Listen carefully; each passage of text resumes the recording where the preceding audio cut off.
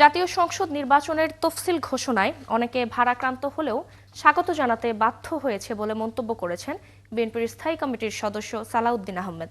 শুক্রবার এক কর্মশালার উদ্বোধনী অনুষ্ঠানে তিনি বলেন, ২৪-এর অভ্যুত্থানকে ফলপ্রসূ করতেই গণতান্ত্রিক উত্তরণের জন্যই এই তফসিল।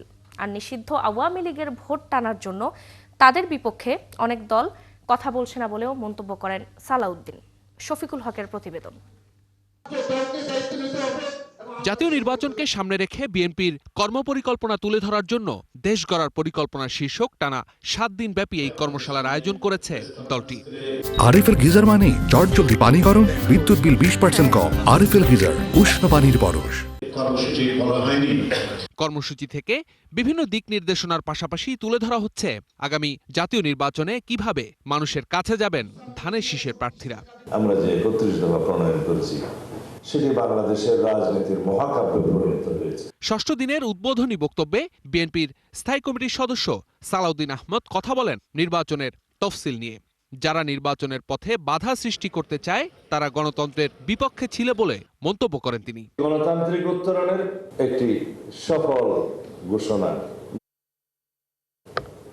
যেটাকে আমরা তফসিল বলছি, নির্বাচনের তফসিল।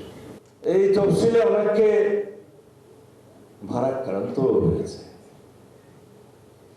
কিন্তু স্বাগত জানাতে বাধ্য হয়েছে। ধর্মের নামে বিভাজন চায় না বিএনপি, এমনটা জানিয়ে তিনি জানান, মানুষ এখন অনেক সচেতন, তাদের কাছে ধর্মের বড়ি বিক্রি করে ভোট পাওয়া যাবে না। যাদের ইতিহাস হচ্ছে সব সময় বাংলাদেশের স্বার্থের বিরুদ্ধে,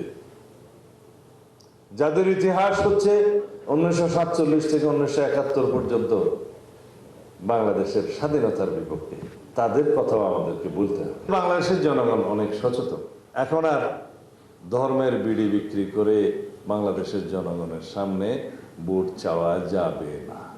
সালাউদ্দিন আরো জানান, গণতন্ত্রের বিকল্প নাম বিএনপি, আর জনগণের মুক্তির মার্কা ধানের শীষ। গণতন্ত্রের বিকল্প নাম বিএনপি।